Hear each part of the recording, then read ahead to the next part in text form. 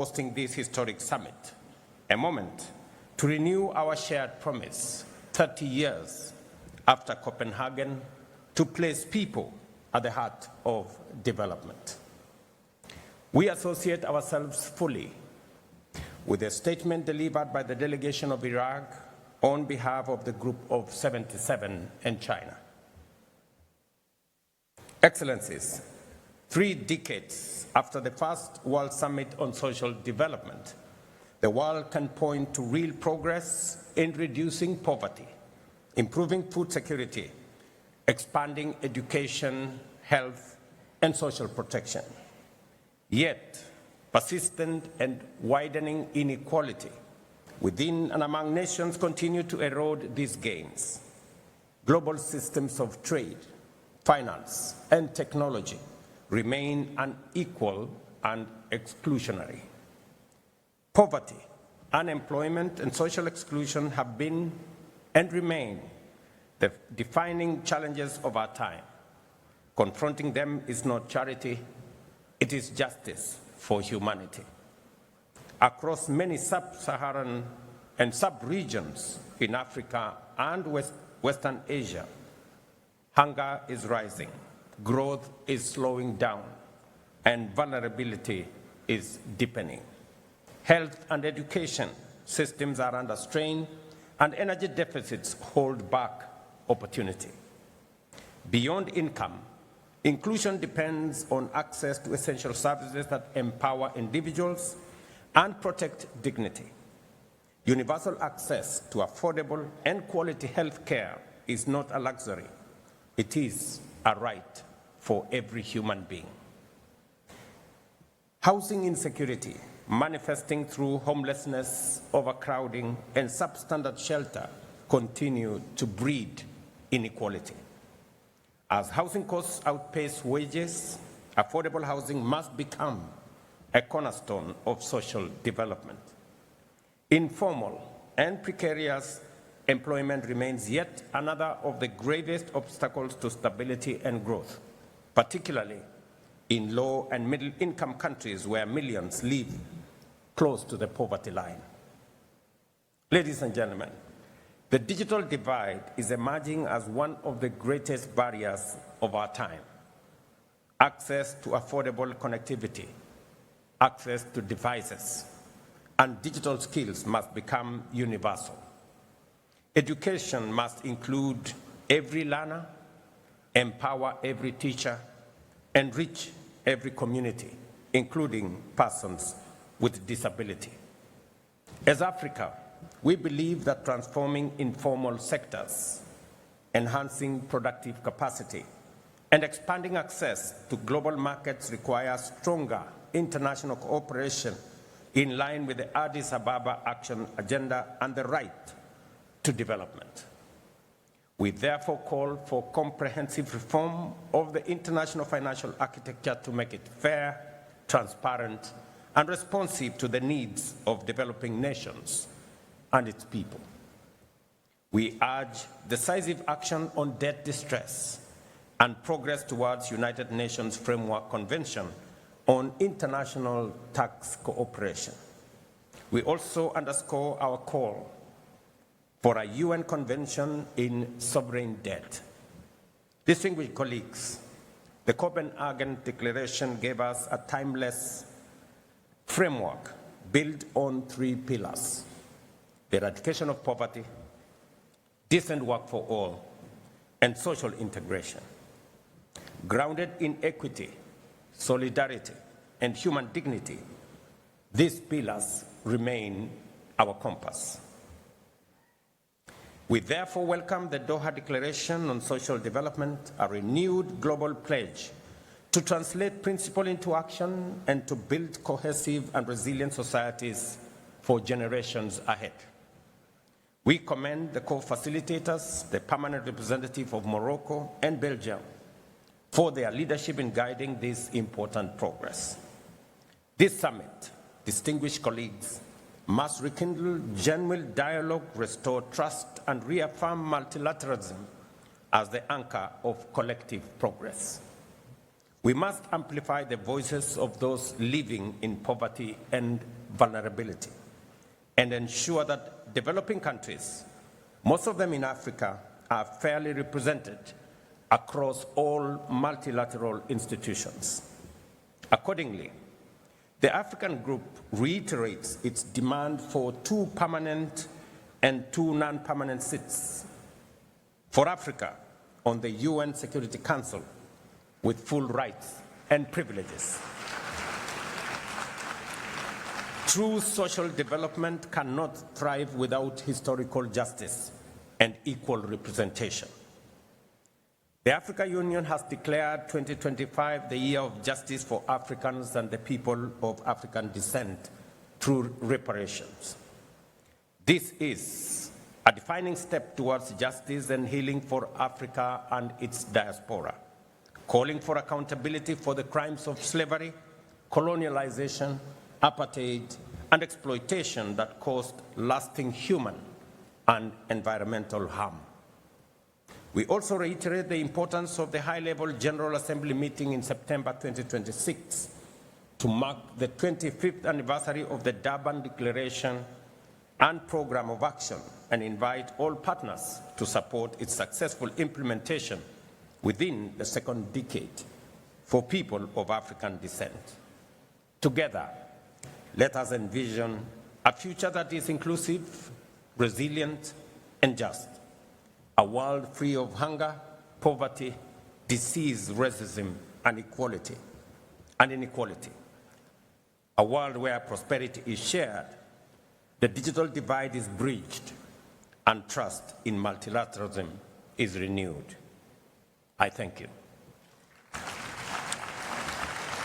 Allow me, Madam President, having just addressed this assembly on behalf of the African Group, I now have the honor, with your kind indulgence, to deliver Kenya's national statement. In the years since Copenhagen, the world has made tremendous advances in science, technology, and innovation, transforming lives and transforming economies. Yet amid this progress, poverty, inequality, unemployment, and social exclusion persist, and in far too many places they have deepened.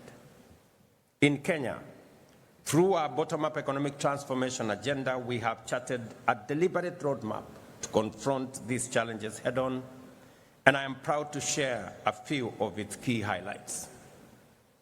We recognize that education is the most powerful equalizer in society. That is why Kenya has fully transitioned to the competence-based education and training system that emphasizes practical skills, innovation, and lifelong learning. Equally, to make higher education equitable, we introduced a student-centered funding model that guarantees access to quality education for every learner, regardless of their social or economic background. In 3 years, we have hired 76,000 new teachers, a number that will reach 100,000 by January 2026, improving the teacher-to-learner ratio from 1 to 45 to 1 to 29, putting us on course to meet UNESCO's 1 to 25 benchmark by 2027. We have also rapidly expanded technical and vocational training institutions across the country, ensuring that learners gain market-ready skills aligned with the needs of industry and entrepreneurship. Beyond education, we're empowering citizens economically through initiatives like the Financial Inclusion Fund, popularly known as the Hustler Fund. To date, the fund has disbursed Kenya shillings 80 billion, an equivalent of US dollars 615 million, to 26 million Kenyans. It now accounts for more than 9.5 million repeat borrowers, including 5 million individuals who have successfully restored their creditworthiness through consistent repayment, enabling them not only to re-enter the formal credit market, but also access higher borrowing limits and better financial terms. At the same time, together with partners, we are launching programs such as the National Youth Opportunity Towards Advancement Project, Over the next 5 years, it will reach 1 million young Kenyans, training them in skills that are on demand, financing startups, and enabling access to government procurement opportunities. We are equally committed to protecting the most vulnerable members of our society, including the elderly, orphans, widows, and persons living with disability.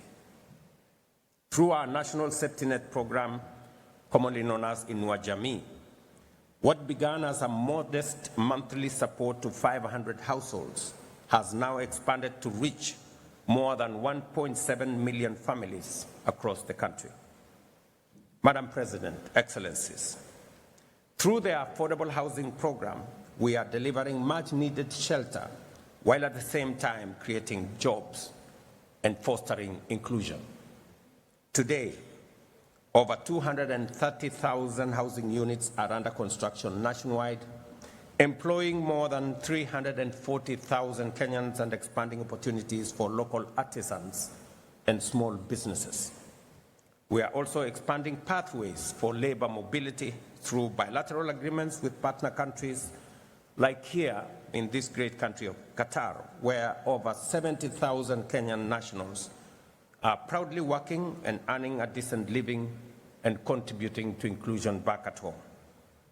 In just 3 years, over 400,000 Kenyans have secured jobs abroad, sending home remittances that support families and strengthen our economy. In the digital economy, nearly 2 million Kenyans have been trained in digital literacy, and over 300,000 young people have accessed digital jobs in e-commerce, business process outsourcing, and innovation hubs. Through reforms in health, ladies and gentlemen, the number of Kenyans with medical insurance has grown from 8 million in 2023 to 27.2 million today, ensuring that no one is denied health due to inability to pay. In summary, Excellencies, Kenya's experience affirms that people-centered policies deliver transformative results. Yet, in an interconnected world, national action alone cannot overcome global inequalities. It is therefore incumbent upon us today to stand together with renewed resolve to confront and dismantle the entrenched structures that enable global exclusion and perpetuate inequality. Regrettably, Madam President, I note that this Doha summit convenes at a time when global solidarity is in advancing social development has weakened considerably. 30 years ago, in Copenhagen, the world spoke with one accord and acted with common purpose. Today, however, that sense of shared conviction has significantly dimmed. Faced with new and complex crises, from climate shocks and conflict to unequal trade and debt distress, nations are too often divided by competing interests, inward-looking nationalism, and short-term calculations. We witnessed it in the inequitable distribution of COVID-19 vaccines, in the unmet pledges in the climate finance, and in global systems that privilege power over partnerships. The consensus that once bound us together in Copenhagen is fraying. The world risks retreating into isolation at a time when cooperation should be a priority. Excellencies, as the UN at 80 initiative reforms process unfolds, the time will soon come for all of us to make critical choices about the mandates and structures of the United Nations. In doing so, we must resist the temptation to elevate one pillar of the UN at the expense of others. The United Nations was founded on a holistic vision of delivering global peace and security, human rights, and development.